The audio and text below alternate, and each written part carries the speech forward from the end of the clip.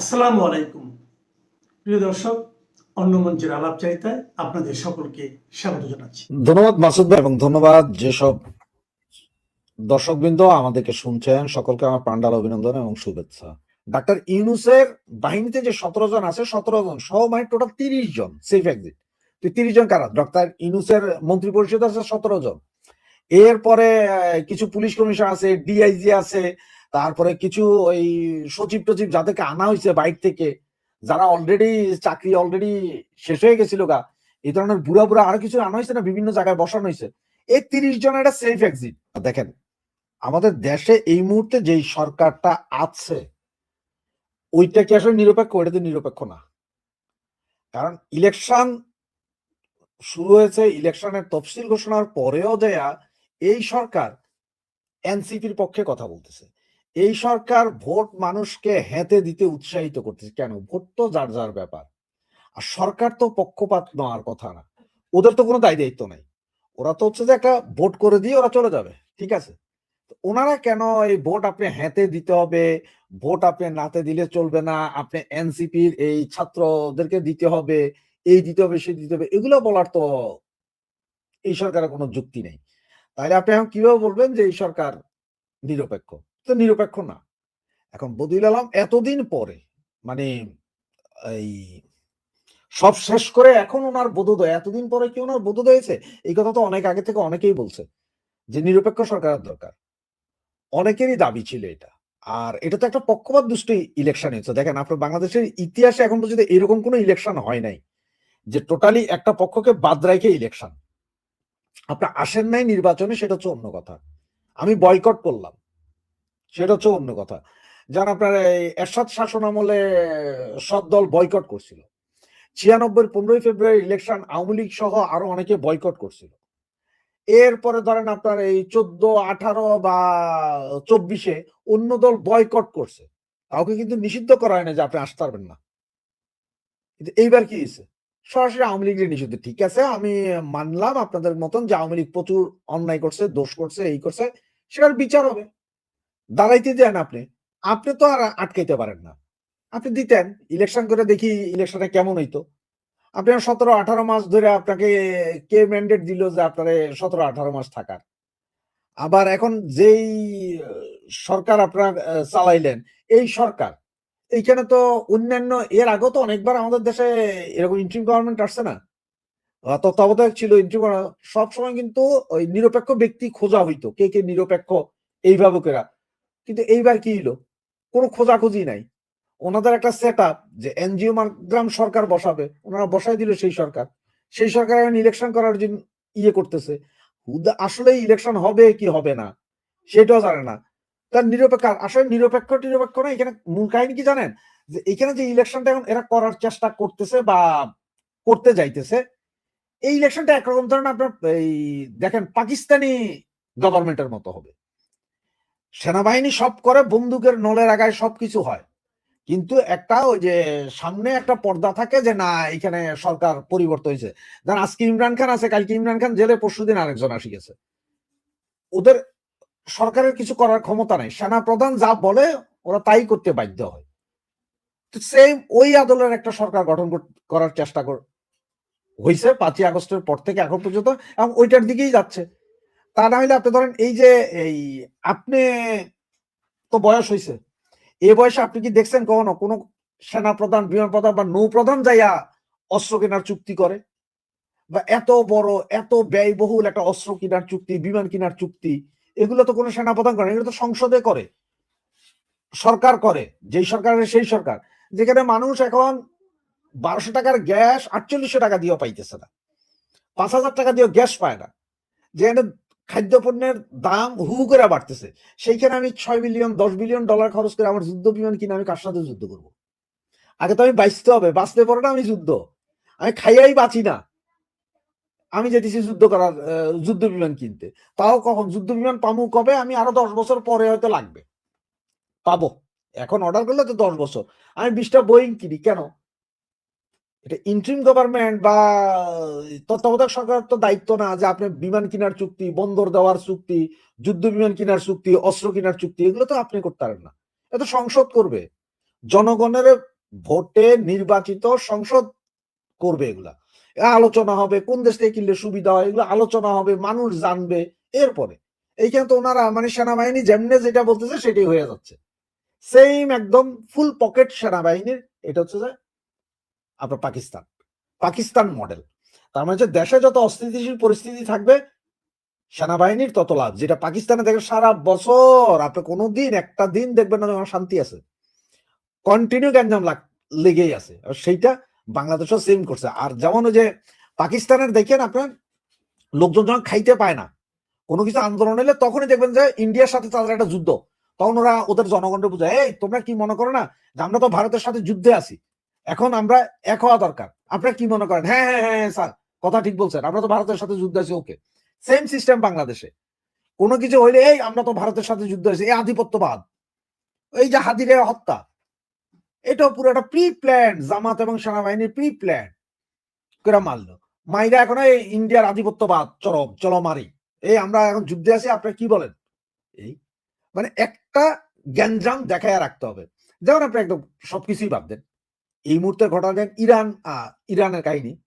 ইরানের মধ্যে কোনো একটা আন্দোলন দাঁড়া করাইলে 2-3 দিন পরে পিডে সব সবাই ফেলাবে, এরপরে লাগাই দিবে একটা বোমা ইসরায়েলের দিকে, বা হুতি মেরে দেয়, এই দেখছো দেখছো দেখছো ওই মুসলমান মারে, আমরা সব এখন যুদ্ধে আছি, আপনারা সব চুপ করেন, আমরা আগে যুদ্ধ থেকে বের হই, পরে চিন্তা করা যাবে। তো ওই হচ্ছে সিস্টেম। এখন ভদ্রলোক এতদিন পরে, ভদ্রলোক উনি না, অনেকেই মুখ খুলতেছে আস্তে আস্তে, শুধু যে বদিউল আলম উনি না, এরকম অনেকেই আস্তে আস্তে মুখ খুলতেছে, আরো 2-4 দিনে খুলবে। ইন্টারন্যাশনালি তো অনেকেই এখন বলছে। এটা হয়তো আরো এই সপ্তাহের ভেতরে বা আগামী সপ্তাহে যদি আরো অনেক ইন্টারন্যাশনালি কথাবার্তা হবে, এগুলো এগুলো আসতেই থাকবে। তো এগুলো আসতে থাকবে, আমরা শুনতে থাকি, দেখি কি হয় আসলে। এর আগেও দেখছেন যে এরকম ইলেকশনের ডেট দিয়েও পরে পিছাইতে, ওই রকম একটা চান্স আছে। তবে ওই চান্সটা হইলেও কি হবে জানেন, এই যে ইনক্লুসিভ ইলেকশনের যেই কথাটা এখন বলতেছে সারা ওয়ার্ল্ডের বিভিন্ন দেশগুলো বলতেছে, যেমন গত পরশুদিন আপনার ব্রিটেনের 4জন এমপিও বলছে যে ইনক্লুসিভ ইলেকশন না হলে এটা কোনো ইলেকশন, এটাকে মেনে নেওয়া যায় না, গণতান্ত্রিকভাবে ইলেকশন করতে হলে সব দলকে আনতে হবে।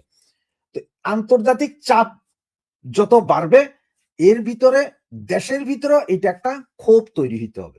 যতক্ষণ পর্যন্ত ওই আন্দোলন গড়ে উঠবে বা দেশের ভিতরে মানুষ এটা নিয়ে কথাবার্তা বলবে, ততক্ষণ পর্যন্ত আসলে এরকমই টুকটাক হয়তো 2-1 বলবে, ওরা ইলেকশন করাই দেওয়া যাবে। কারণ হচ্ছে ওদের দরকার সেফ এক্সিট। ডাক্তার ইউনুসের বাহিনীতে যে 17 জন আছে, 17 জন সহ মানে টোটাল 30 জন সেফ এক্সিট। 30 জন কারা? ডাক্তার ইউনুসের মন্ত্রী পরিষদ আছে 17 জন, এরপরে কিছু পুলিশ কমিশন আছে, ডিআইজি আছে, তারপরে কিছু ওই সচিব টচিব যাদেরকে আনা হয়েছে বাইরে থেকে, যারা অলরেডি চাকরি অলরেডি শেষ হয়ে গেছিল গা, এই ধরনের বুড়া বুড়া আরো কিছু আনা হয়েছে না, বিভিন্ন জায়গায় বসানো হয়েছে। এই 30 জন একটা সেফ এক্সিট, যে ওরা একটা ইলেকশন কইরা যে ভাই তোরা যে নিবি নে, নিয়ে আনে, আমরা এবার যাই। এটা হচ্ছে যে মূল। এখন তত্ত্বাবধায়ক আসতে পারে, তবে সেটার জন্য একটা আন্দোলন দাঁড়া করাইতে হবে। বিদেশিরা শুধু যদি বলে যে ইনক্লুসিভ করো ইনক্লুসিভ করো, এই আপনার সব দলকে নিয়ে করেন, বা এটা মানলাম না আমি। আমরা এর আগেও দেখছি এরকম বিদেশিরা অনেকবার বলছে, কেউ মানে নাই। তো ওরা কোনো মতো একটা ইলেকশন করে দিবে। এখন ইলেকশন করে দিয়ে ওদের কিন্তু ধান্দা, ডাক্তার ইউনুস সহ বাকিদের ধান্দা, বা ইউনুস কি এখানে মূলত সেনাবাহিনী, এদেরও ধান্দা যে জামাত নিয়ন্ত্রিত মৌলবাদী গোষ্ঠীর হাতে দিয়ে যাওয়া। কারণ এই মৌলবাদী গোষ্ঠীর হাতে যদি ইলেকশন করে দেওয়া যেতে পারে নির্বাচনটা, তাইলে ওনাদের সেফ এক্সিটটাও ক্লিয়ার হয় এবং দেশও চরম অস্থিতিশীলতা থাকে কন্টিনিউ। কারণ হচ্ছে যে মৌলবাদীরা পাইলেই দেখবে যে বিএনপি তখন মিছিল করবে, বিএনপি তখন আওয়ামী লীগের সহযোগিতা নেবে, শুরু হবে গন্ডগোল। এইগুলা ইয়ে করেই আপনার সবচেয়ে উপকার হবে কার? সেনাবাহিনীর, ওরা ক্ষমতায় থাকবে। সেম আপনার যেটা বলো যে পাকিস্তান আর বাংলাদেশের মেথড এখন টোটালি সেম, কোনো পার্থক্য নাই। একটু চোখ বন্ধ করে দুটো দেশ চিন্তা করেন, দেখবে যে একই রকম চলতেছে। সুতরাং এখন দেশের মানুষ, এখন আওয়ামী লীগ যদি দাঁড়ায় বা বিএনপি, তো আসলে বিএনপি বুঝতেছে, বুঝে না, কিছু করার নাই। আপনি একটা জিনিস দেখেন, আওয়ামী লীগের 17 বছর বললো যে খালেদা জিয়া বন্দী ছিল, আওয়ামী লীগের 17 বছর খালেদা জিয়া বন্দী ছিল না। খালেদা জিয়া যে সময়টা জেলে ছিল, পরে শেখ হাসিনার নিজের ইচ্ছাতে, নিজের চেষ্টায় কিন্তু খালেদা জিয়া জামিন দিয়া হসপিটালে ভর্তি করা হয়েছিল, আপনার যে হসপিটালে উনি মারা গেছেন। এরপরে শেখ হাসিনা যখন দেশ ছাড়লো 5ই আগস্টের পরে, ওই দিনে টিভি ক্যামেরা গেলেন, উনি মেকআপ টেকআপ করে একেবারে শুক্রিয়া আলহামদুলিল্লাহ বললেন। এরপরে গত জানুয়ারিতে ওনাকে ইংল্যান্ডে নিয়ে আসা হইলো, এইখানে উনি ট্রিটমেন্ট করে সুস্থ স্বাভাবিক আবার দেশে ফিরে গেলেন। আপনি কি দেখাইতে পারবেন দেশে ফিরে গিয়ে উনি কোন একটা মিটিং মিছিলে গেছিলেন, উনি কোন একটা ভার্চুয়ালি কোনো মিটিং এ উনি যোগ দিয়ে কোনো বক্তৃতা দিচ্ছেন, উনি কোনো কথা বলছেন, চুপ। তাই আপনি ট্রিটমেন্ট করে আসছেন, আইসা ঘরে ঢুকছেন, একদম চুপ, কোনো কথা বলবেন না। তার মানে ওরা চাইছে যে মরা খালেদা জিয়া সহ একটা বিএনপি আর জামাত দিয়ে একটা কোন রকম ইলেকশন করাইতে। তারেক জিয়ার আসতে দিবে না। তারেক জিয়া বিদেশে রইল। তারেক জিয়া নিজে বললো যে আমার আশাটা আমার হাতে না। কারণ আসলে সেনা প্রধান বা সেনাবাহিনী চায় না তারেক জিয়া আসুক।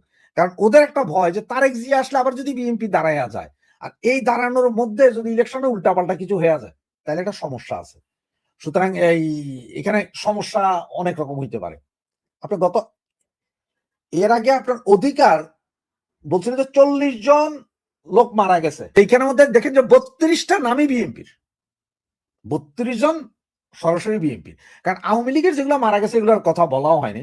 186 জনের মতো আপনার জেলখানায় মারা গেছে, বিভিন্ন জায়গায় মারছে, প্রতিদিনই মরতেছে, ওগুলা না, বিএনপির স্পেশাল। এবং গত এক সপ্তাহে দেখেন আরো 3 জন মারা গেছে। তার মধ্যে একটা ছেলে চিটং এ গেছিল বাপের জিয়াফতে, সেইখানে তাকে সেনাবাহিনী ধরে নিয়ে যায়, পরে মৃত অবস্থায় তারা পুলিশের কাছে হস্তান্তর করে।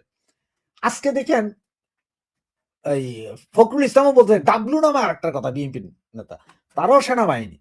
এবং আজকে সকালে আরো একটা মারা গেছে, তাও সেনাবাহিনীর হাতে বিএনপি।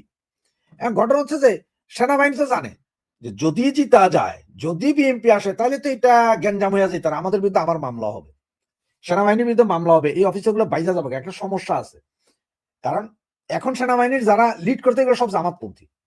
সুতরাং হেন কোনো কর্ম নাই যেটা করবে না। আপনার যেমন সেনাবাহিনী কি চাইতেছে আপনার সরাসরি প্রিসাইডিং অফিসারের অনুমতি ছাড়া কেন্দ্রে ঢুকবে, ভোট কেন্দ্রে। কেন ভোট কেন্দ্রে আপনি কেন ঢুকবেন? কেন্দ্রের ভিতর তো আপনার কোনো ইয়ে না, আপনার কাজ তো বাইরে। কিন্তু ওরা বারবার চাপ দিতেছে ওরা কেন্দ্রে ঢুকতে পারবে।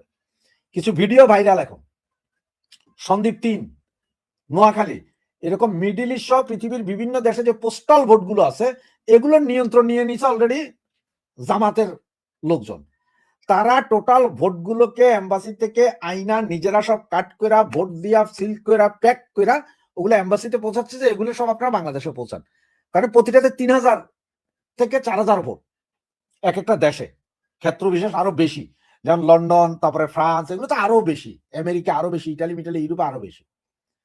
একটা জিনিস দেখেন, আপনি একটু খেয়াল করলে দেখবেন মিনিমাম 40 থেকে 50টা আসনের ডিফারেন্স হবে 1 থেকে 3000 ভোটের মাঝখানে।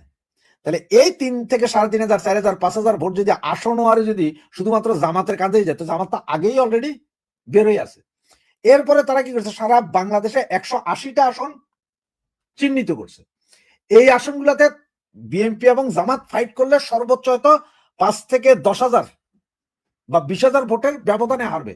সেই 180টা আসনে করছে কি তারা অন্য 120 আসনে, যেখানে মানে জামাত খুব অবস্থা খারাপ, যে 1 লাখ 1.5 লাখ ভোটে হারবে, সেইখানে সমস্ত ভোটার না, প্রায় 30 থেকে 40% ভোটারকে ট্রান্সফার করে আনা হয়েছে বিভিন্ন কেন্দ্রে ভোটগুলো। এখন ওই প্রার্থীর ওই লোক আসুক চাই না আসুক সেটা ব্যাপার না, বা জামাতের এরা চলেও আসতে পারে, আগের দিন রাইতে এসে ভোট কেন্দ্রে দাঁড়া যাওয়া ভোর 5টায়। এইভাবে চলতেছে অবস্থা। এই অবস্থা যখন যদি পরিকল্পিত একটু খোলা চোখে দেখলে সবাই বোঝা যায়। সুতরাং এখন এই নতুন করে তত্ত্বাবধায়ক আনতে হইলে আওয়ামী লীগের সঠিকভাবে দাঁড়াইতে হবে। ইন্টারন্যাশনাল যে প্রেশার আছে এটা আরো বেশি পড়তে হবে, যাতে একটা হই হই রইল বাজে। যদি ওইটা করতে পারে তাহলে তো নতুন করে আবার তত্ত্বাবধায়ক আসবে, আওয়ামী লীগ হবে। কারণ তা হলে এমন কোন পাগল তো আমি দেখতেছি না ডোনাল্ড ট্রাম্পের মতো, যাইসা ওই যে ভেনিজুয়েলার প্রেসিডেন্টের যেরকম নিয়ে গেছে এরকম নিয়ে যাবে। কারণ ডোনাল্ড ট্রাম্পের আমেরিকারও তো স্বার্থ আছে বাংলাদেশে। কারণ এখানে একটা ঘাটি টাটি হইলে তারপর চায়না, ইন্ডিয়া সবগুলোর দিকে চোখ রাখা যায়, তো লাভ না। ভারতের সেনাপ্রধান জেনারেল উপেন্দ্র দ্বিবেদী বাংলাদেশকে নিয়ে কিসের ইঙ্গিত দিলেন? বাংলাদেশের সরকার ঘনিষ্ঠরা যখন 7 সিস্টার্স দখল করার হুমকি দিচ্ছে, ক্রিকেট ইস্যুতে সরকার উপদেষ্টা যখন গোলামীর পিঞ্জর ভাঙার ঘোষণা দিচ্ছেন, দেশের গণমাধ্যমে যখন পাকিস্তান থেকে যুদ্ধ বিমান কেনার খবরের সয়লাব, ঠিক তখন ভারতীয় সেনাপ্রধানের কণ্ঠে দেখা গেল নিরুত্তাপ আর কোনো উদ্বেগ না থাকার সুর। উল্টো জানালেন বাংলাদেশের সেনাপ্রধানের সাথে তার ঘনিষ্ঠ যোগাযোগের কথা, দুই দেশের বাহিনীর সাথে বাহিনীর সম্পর্কের কথা। নিশ্চিত করেছেন বাংলাদেশের 3 বাহিনী যেসব পদক্ষেপ নিচ্ছে সেটি কোনোটি ভারতের বিরুদ্ধে নয়, আবার ভারতের জেনারেল ইঙ্গিতও দিয়েছেন বাংলাদেশের ক্ষণস্থায়ী অন্তর্বর্তী সরকার নিয়ে খুব বেশি বিচলিত নয় ভারত। প্রশ্ন হলো, ভারতীয় সেনাপ্রধানের বক্তব্যে বাংলাদেশ নিয়ে এমন নিরুদ্বেগের কথা প্রকাশ পেলেও আসলে কি ভারতের কোনো উদ্বেগ নেই? পরপর 2 দিনে গণমাধ্যমের দুটি খবর বরং ভিন্ন বার্তাই দিচ্ছে। প্রথম খবরটি হলো, বঙ্গোপসাগরে বাংলাদেশ ও চীনের উপর নজরদারি বাড়াতে পশ্চিমবঙ্গের মেদিনীপুরের হলদিয়া বন্দরে একটি নতুন নৌঘাঁটি স্থাপন করতে যাচ্ছে ভারতীয় নৌবাহিনী। দ্বিতীয় খবরটি হলো, চিকেন নেকে নিরাপত্তা জোরদারে বাংলাদেশ লাগোয়া 5 পরিত্যক্ত বিমান ঘাঁটি সচল করছে ভারত। আবার ভারতীয় সেনাপ্রধান এমন সময় বার্তা দিলেন যখন দিল্লিতে মার্কিন নতুন রাষ্ট্রদূত সার্জিও গোর একেবারে প্রথা ভেঙে বক্তব্য দিয়ে ঘোষণা করলেন, আমেরিকার কাছে ভারতই হলো সবচেয়ে বেশি গুরুত্বপূর্ণ দেশ। নতুন একটি জোটে ভারতকে টানতে চায় যুক্তরাষ্ট্র। একই সময় চীন বিরোধী মন্ত্র নিয়ে বাংলাদেশে নতুন মার্কিন রাষ্ট্রদূত যোগ দিয়েছেন। সূত্রগুলো বলছে, একই সময় সার্জিও গোরের দিল্লিতে এবং ব্রেন্টের বাংলাদেশের দায়িত্ব নেওয়ার পর খুব শিগগিরই বাংলাদেশকে ঘিরে ভারত ও যুক্তরাষ্ট্রের কৌশলগত সিদ্ধান্তগুলো পরিষ্কার হয়ে উঠবে। কূটনৈতিক মহলে একটি কথা প্রচলিত আছে, অন্তর্বর্তী সরকারের আমলে বাংলাদেশকে ঘিরে ভারতের মধ্যে যে উদ্বেগ সেটির ভিন্ন রূপ দেখা যেতে পারে যদি ভারত ও আমেরিকার মধ্যে যে দূরত্ব তা কমে আসে। একসময় ট্রাম্প ও মোদির বন্ধুত্ব আন্তর্জাতিক গণমাধ্যমের শিরোনাম হলেও শুল্ক ইস্যুতে সে বন্ধুত্বে দৃশ্যমান ফাটল দেখা গেছে। দিল্লির সঙ্গে ওয়াশিংটনের চলছে কূটনৈতিক টানাপোড়েন। ভারতের উপর এরই মধ্যে 50% শুল্ক চাপিয়েছে আমেরিকা। সেই শুল্ক আরো বাড়ানোর ইঙ্গিত দিয়ে রেখেছেন ট্রাম্প। দফায় দফায় আলোচনার পরেও দুদেশের বাণিজ্য চুক্তি এখনো চূড়ান্ত রূপ পায়নি। এমন পরিস্থিতিতে ভারতের নতুন রাষ্ট্রদূত হিসেবে যোগ দিলেন ট্রাম্পের বন্ধু ও বিশেষ দূত সার্জিও গোর। যোগ দিয়ে ভেঙেছেন প্রথা। সাধারণ কূটনৈতিক প্রথা হলো, রাষ্ট্রপতির কাছে নথিপত্র জমা পড়ার পরেই জনসমক্ষে কোনো বক্তব্য দেন কোনো দেশের রাষ্ট্রদূত। কিন্তু শুক্রবার দিল্লিতে পৌঁছে রাষ্ট্রপতির সাথে সাক্ষাতের আগেই বক্তব্য দিলেন গোর। গোর বলেছেন, আমেরিকার কাছে ভারতই হলো সবচেয়ে বেশি গুরুত্বপূর্ণ দেশ। ভারতের সঙ্গে বন্ধুত্ব আমেরিকার কাছে যতটা গুরুত্বপূর্ণ ততটা আর কোনো দেশের ক্ষেত্রেই নয়। সিলিকন, সেমিকন্ডাক্টর এবং কৃত্রিম মেধা প্রযুক্তিতে ভারতের সঙ্গে জোট বাঁধতে চায় তারা। জানালেন, আন্তর্জাতিক ওই জোটে পূর্ণ সময়ের সদস্য হওয়ার জন্য ভারতকে আমন্ত্রণ জানাবে আমেরিকা। প্রশ্ন হলো, যে ট্রাম্প প্রশাসন এতদিন ভারতকে দূরে রেখেছে সেখানে হঠাৎ করেই ট্রাম্পের দূত কেন বলছেন ভারতই আমেরিকার কাছে সবচেয়ে গুরুত্বপূর্ণ দেশ? বিশেষজ্ঞরা বলছেন, ইন্দো প্যাসিফিকে চীনের আধিপত্য কমাতে যুক্তরাষ্ট্রের কাছে ভারতের কোনো বিকল্প নেই। এই অঞ্চলের দেশগুলোর সাথে চীনের সামরিক সখ্যতা বেরিয়ে চলেছে, যেটি নিয়ে উদ্বিগ্ন ট্রাম্প প্রশাসন। একদিন আগে বাংলাদেশের গণমাধ্যমে খবর বেরিয়েছে, সামরিক ড্রোন কারখানা স্থাপনে চীনের সাথে 608 কোটি টাকার চুক্তি স্বাক্ষর করবে বাংলাদেশ। বিজনেস স্ট্যান্ডার্ডের খবরে বলা হয়েছে, আকাশ প্রতিরক্ষার সক্ষমতা জোরদারে সামরিক ড্রোন উৎপাদন কারখানা স্থাপনের জন্য চীনের সঙ্গে G2G চুক্তি সই করতে যাচ্ছে বাংলাদেশ। আনুষ্ঠানিক চুক্তির আগে গত 6 জানুয়ারি অর্থ মন্ত্রণালয় প্রকল্প প্রস্তাবের অনুমোদন দেয়। 608 কোটি 8 লাখ টাকার এই প্রকল্পে ড্রোন ম্যানুফ্যাকচারিং প্ল্যান্ট, প্রযুক্তি আমদানি ও স্থাপনার জন্য এলসি খোলা এবং পরিশোধ বাবদ বরাদ্দ রাখা হয়েছে 570 কোটি 60 লাখ টাকা। এই খবর যেদিন প্রকাশিত হয়েছে সেদিনই বাংলাদেশে পা রেখেছেন নতুন মার্কিন রাষ্ট্রদূত ব্রেন্ট ক্রিস্টেনসেন। তিনি অবশ্য এখনো আনুষ্ঠানিক কোনো বক্তব্য না দিলেও কূটনৈতিক সূত্রগুলো বলছে, বাংলাদেশে চীনের ক্রমবর্ধমান প্রভাব মোকাবেলায় কাজ করবেন ব্রেন্ট ক্রিস্টেনসেন।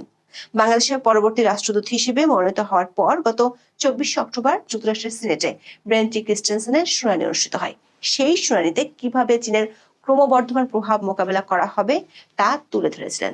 দর্শক, গত 23 জুলাই 110তম কংগ্রেসের প্রথম অধিবেশনে থিঙ্ক টুয়াইস অ্যাক্ট 2025 নামের একটি আইন আনে ট্রাম্প সরকার, যার একমাত্র লক্ষ্য চীনের অস্ত্র বিক্রি মোকাবেলায় কৌশল নির্ধারণ এবং সংশ্লিষ্ট দেশগুলোকে চীনের অস্ত্র কেনার নিরুৎসাহিত করা। কিন্তু ইন্দো প্যাসিফিক অঞ্চলে এই নীতিতে খুব বেশি সফল হতে পারছে না যুক্তরাষ্ট্র।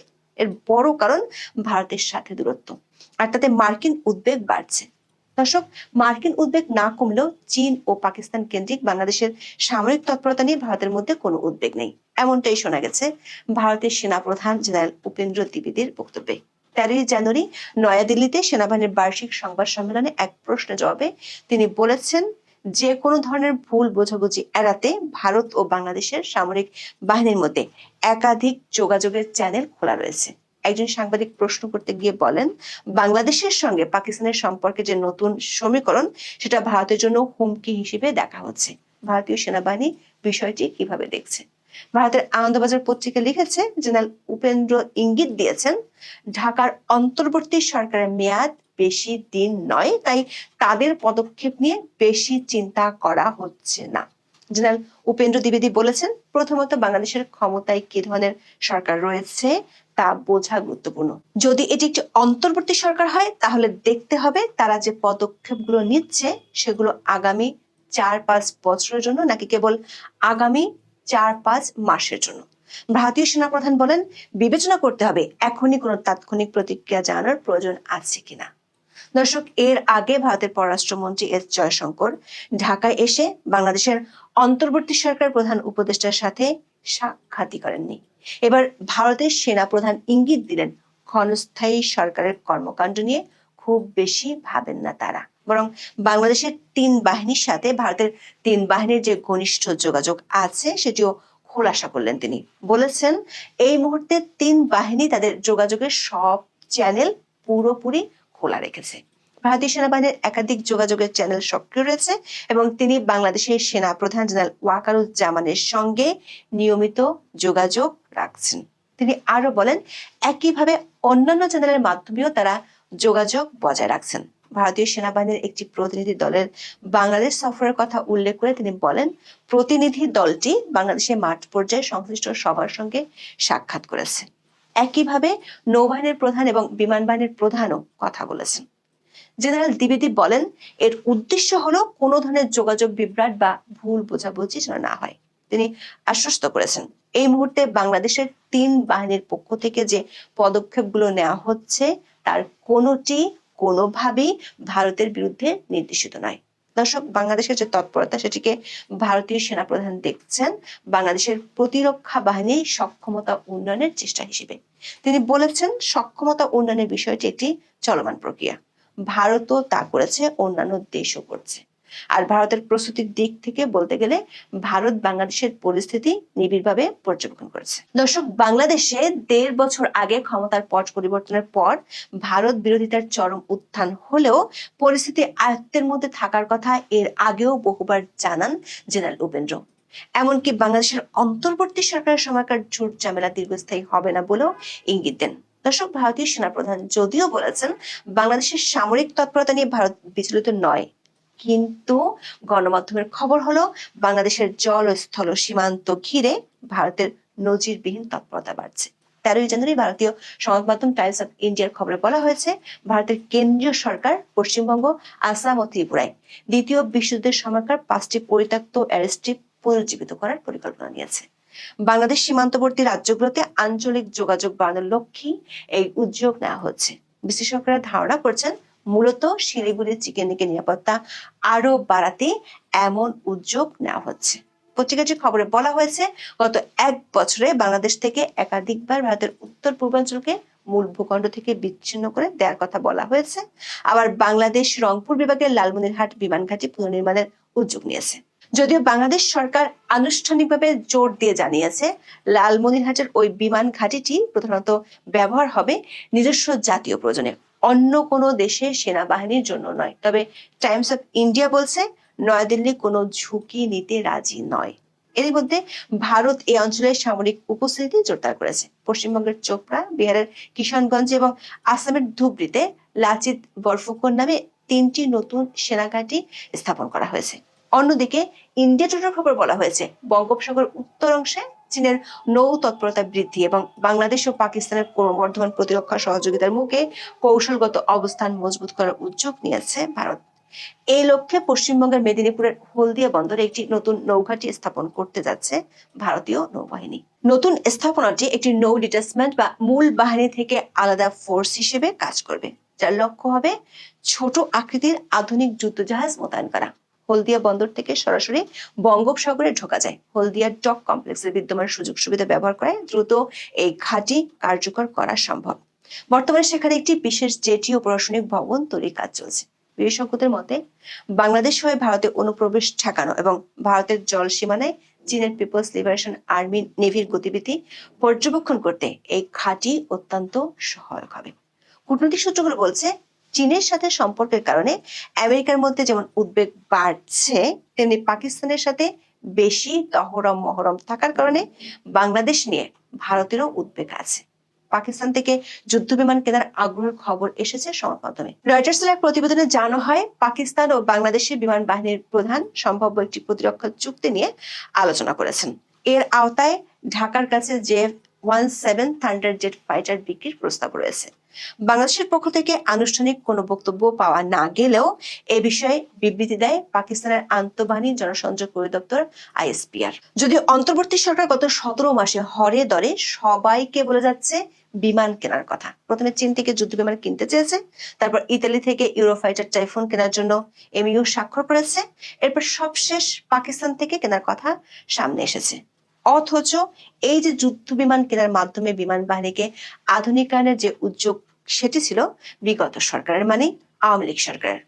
আওয়ামী লীগ এজন্য ফোর্সেস গোল 2030 নির্ধারণ করেছিল। এইগুলোর অধীনে শেখ হাসিনার আমলে বাংলাদেশের সশস্ত্র বাহিনীতে 5 বছরে ভূমি থেকে আকাশে উৎক্ষেপণযোগ্য ক্ষেপণাস্ত্র সিস্টেম ও মানববিহীন ড্রোন সহ অন্তত 23 ধরনের নতুন আধুনিক প্রযুক্তির যুদ্ধ সরঞ্জাম সংযোজন করা হয়েছিল। এমনকি তখন সশস্ত্র বাহিনীর প্রতিবেদন অনুযায়ী সেনাবাহিনীর জন্য surface two air missile system আনা হয়েছিল চীন থেকে। আওয়ামী লীগ সরকার আমলে ভূমি থেকে আকাশে উৎক্ষেপণযোগ্য ক্ষেপণাস্ত্রের প্রথম পরিচিতি ঘটে বাংলাদেশে। প্রশ্ন হলো, তখন চীন থেকে অস্ত্র কেনা নিয়ে আমেরিকার উদ্বেগ ছিল না, এখন কেন দেশটির উদ্বেগ বাড়ছে? আর একই সময় বাংলাদেশের সীমান্ত ঘিরে ভারতের তৎপরতাও নজিরবিহীনভাবে বাড়ছে। আবার সার্জিও গোর নতুন করে ভারত ও যুক্তরাষ্ট্রের সম্পর্কের ইঙ্গিত দিয়ে ভারতে তার ইনিংস সূচনা করেছেন। বাংলাদেশের ব্রেন্ট ক্রিস্টেনসেনও তার চীন বিরোধী বার্তা সরকারের কাছে পৌঁছে দিয়েছেন। প্রশ্ন হলো, কূটনীতিকদের পুরনো যে সমীকরণ, এই অঞ্চলে ভারত ও আমেরিকার স্বার্থ অভিন্ন হলে দক্ষিণ এশিয়ার আঞ্চলিক রাজনীতি আর রাজনীতির সমীকরণ যে পাল্টে যেতে পারে, তার শুরু কি শিগগিরই হবে? যদি তাই হয়, তাহলে তার প্রভাব নিঃসন্দেহে বাংলাদেশেও পড়বে। এখন এই পর্যন্ত। সবাই ভালো থাকুন, সুস্থ থাকুন, নিরাপদে থাকুন। দেখা হবে আগামী